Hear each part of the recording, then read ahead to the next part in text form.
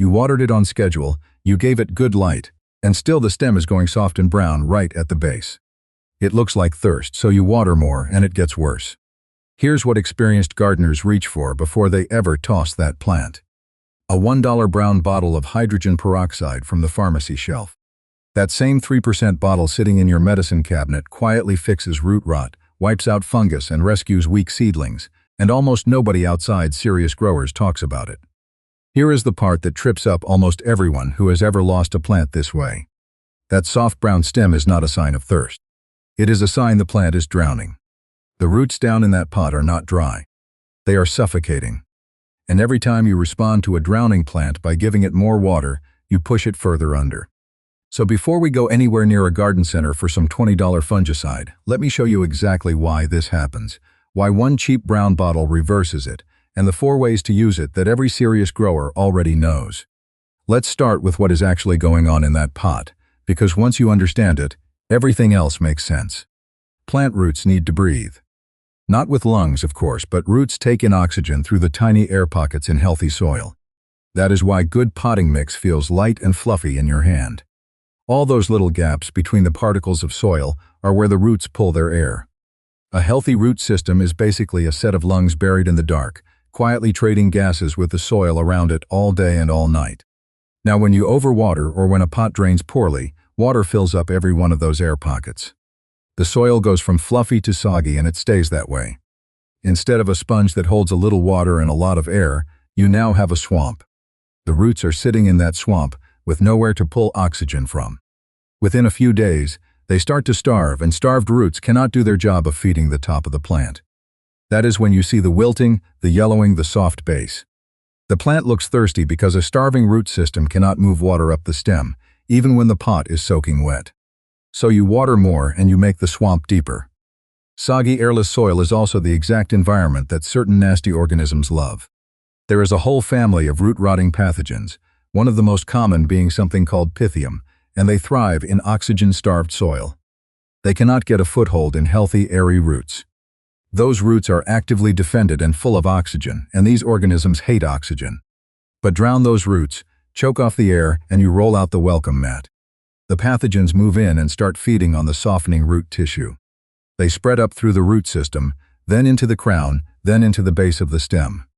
That is the brown mush you find when you finally tip the plant out of its pot and get hit with that swampy, rotten smell. By then, many gardeners assume the plant is done for and throw it out. It usually is not.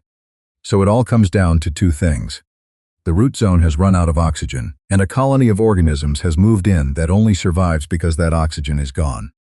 The fix is simple. Get oxygen back into that soil, fast, and the pathogens lose the only conditions they can survive in. And that is exactly what this little brown bottle does.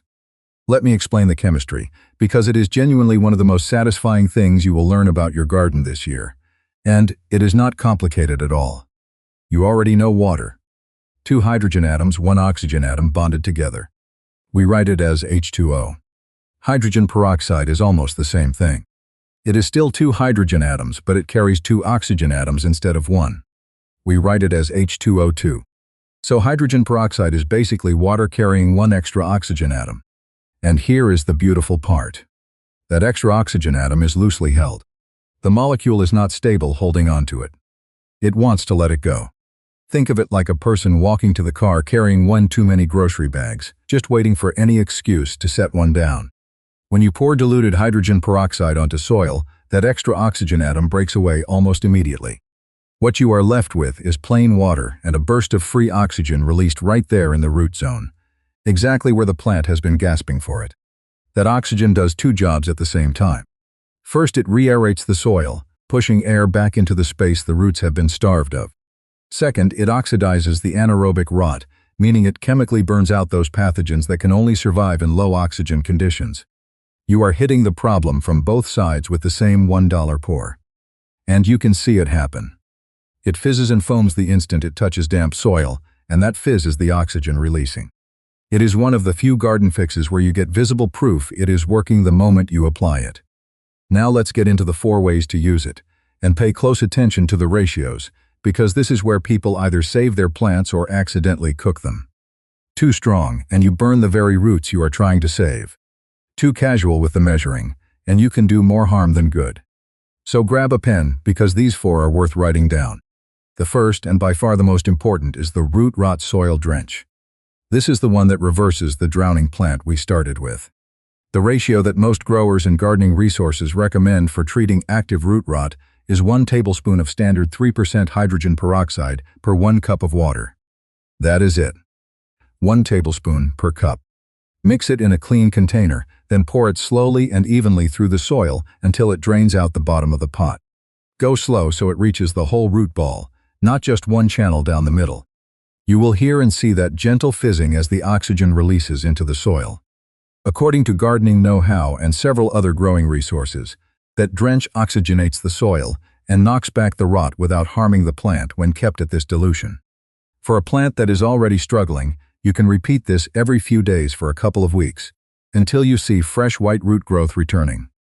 And that is the sign to watch for. White roots are healthy roots.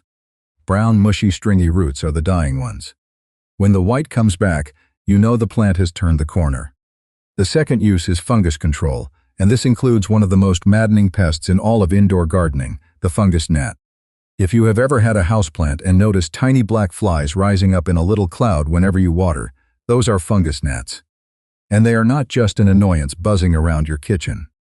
Their larvae live down in the top layer of the soil, and they feed on your plant's tender feeder roots, weakening it from below, while the adults lay the next generation of eggs. Hydrogen peroxide breaks that cycle beautifully. For a fungus gnat drench, the commonly recommended ratio is 1 part 3% hydrogen peroxide to 4 parts water. So if you use 1 cup of peroxide, you add 4 cups of water. Pour that through the soil the same slow way you did the root rot drench, soaking the top few inches where the larvae live. The oxygen release kills the gnat larvae on contact in the soil while leaving your plant unharmed. Repeat it every 4 or 5 days to catch the next batch of larvae as they hatch, and within 2 or 3 treatments the cloud of flies is gone. That same diluted solution also helps knock back the surface fungus and white mold that sometimes crusts over on top of soggy soil. Before I go on, if you are finding this useful and you like knowing the why behind these old-fashioned garden fixes, take a second to subscribe. This channel covers budget gardening tips like this every single week. The third use is one my grandmother swore by, and it is for anyone who starts plants from seed. A hydrogen peroxide seed soak can help your seeds germinate faster and cleaner. It works 2 ways. The extra oxygen helps soften the tough outer seed coat and wake the seed up so it sprouts sooner, and at the same time it sanitizes the surface of the seed, killing off any fungal spores that would otherwise cause your seedlings to damp off and rot before they even break the surface. For soaking seeds, you want a weak solution, roughly 1 teaspoon of 3% hydrogen peroxide per 1 cup of water. Let the seeds sit in that for a few hours before you plant them, then sow as normal. The Blooming Expert resource and others note that this can improve germination rates, and it tends to help most with older seed from the back of the drawer or seed with a hard, stubborn coat. A quick word of caution on this one. Keep it weak. Anything much stronger than about 1% will damage tender seed and seedling tissue, so this is the one use where less is genuinely more. Do not eyeball it, and do not decide a stronger batch will work faster. It will not. It will just hurt the seed. Measure it. The fourth use costs you nothing extra and quietly prevents a whole world of problems. Sterilizing your tools and your pots. Every gardener eventually spreads disease around their own garden without realizing it, snipping a diseased stem with the same pruners they then use, unwashed, on a healthy plant right next to it. You become the delivery truck for the very thing you are trying to stop. Wipe your pruners, your knives, and your scissors with 3% hydrogen peroxide straight from the bottle between plants, and you shut that spread down cold. The same goes for reusing old pots and seed trays. Before you put a new plant into a pot that once held a sick one, give it a rinse with hydrogen peroxide to wipe out any lingering pathogens hiding in the old soil residue and mineral crust. It is about the cheapest insurance in gardening, and it takes 10 seconds. Now, I want to be straight with you, because this is where a lot of the online advice gets it wrong and does real damage to people's plants. Hydrogen peroxide is a fix, not a cure-all, and it is not something you should be pouring on your plants every week as some kind of tonic. Let me give you the honest truth about it. If your plant got root rot from sitting in soggy soil, the peroxide drench buys you time and knocks back the rot so the plant can recover.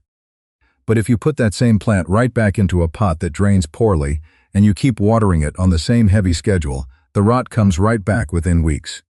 The peroxide treats the symptom. It does not fix the cause. The real cure is drainage and watering habits. That means making sure your pot actually has drainage holes and that they are not blocked, using a soil mix that drains freely instead of staying like a wet sponge, and watering only when the plant needs it, rather than on a rigid calendar. Stick your finger an inch into the soil. If it comes out damp, wait. Fix the drainage and the watering, and you may never need the drench again. There is a second reason not to overdo it. That same oxygen burst that kills the bad organisms can also harm the good ones. Healthy soil is not sterile. It is alive, full of helpful microbes and fungi that live alongside your plant's roots and help feed it and protect it. Douse that soil in peroxide constantly, and you damage that good community right along with the bad, leaving the soil weaker than you found it. And on top of that, too strong or too frequent applications will burn the very roots and foliage you are trying to protect. So treat this like the targeted medicine it is. You reach for it when there is a specific problem in front of you, whether that is root rot, a cloud of fungus gnats, a batch of seeds to start, or a dirty pot to clean. You do not reach for it as a routine feeding, and you do not use it just because. Use it as a rescue tool, not a daily habit. Keep it in that context, and it is honestly one of the best value things you can own as a gardener. Think about what you are replacing. A shelf of specialty fungicides and root rot treatments at the garden center runs you $15, $20, sometimes $30 a bottle, and half of them are just doing a fancier, branded version of what this does. Meanwhile, a bottle of 3% hydrogen peroxide costs about $1 at any pharmacy or dollar store, and it is the exact same 3% solution serious growers use. $1 and it handles root rot, fungus gnats, seed prep, and tool sterilizing. That is the kind of math that reminds you the garden industry sells convenience and a little bit of fear right alongside the actual products. Once you understand the trick, you stop paying for the fear. And the speed is the other thing that surprises people the first time. When you catch root rot early and give that first drench, you can often see the plant start to perk up within a day or two. The soil that smelled swampy starts to smell like clean earth again. The stem firms up at the base. New white roots begin to push out where there was only brown mush before. It feels a little like magic the first time you watch it happen, but now you know it is not magic at all. It is just oxygen going back where it belongs. So let me leave you with the one idea that ties all of this together, because it will change how you look at every struggling plant from here on out. Most plant death that gets blamed on thirst or bad luck or a bad batch of soil is really suffocation. The roots simply ran out of air. And air, it turns out, is about the cheapest thing on earth. That $1 brown bottle is not some miracle chemical from a lab. It is just a clever, cheap way to deliver oxygen exactly where a drowning plant needs it at the exact moment it needs it most. There is a quiet kind of satisfaction in that. Walking out to a plant that everyone else would have already thrown in the trash, giving it a slow pour of something that fizzes softly down into the soil, and watching it come back to life over the next week. No expensive trip to the store. No shelf of chemicals you only half understand. Just you, a measuring spoon, and $1's worth of oxygen doing quiet, patient work in the dark. That is what self-reliant gardening actually feels like. If stories and tricks like this are what you come here for, there is a whole library of them waiting on the channel. Happy gardening, and go easy on the watering.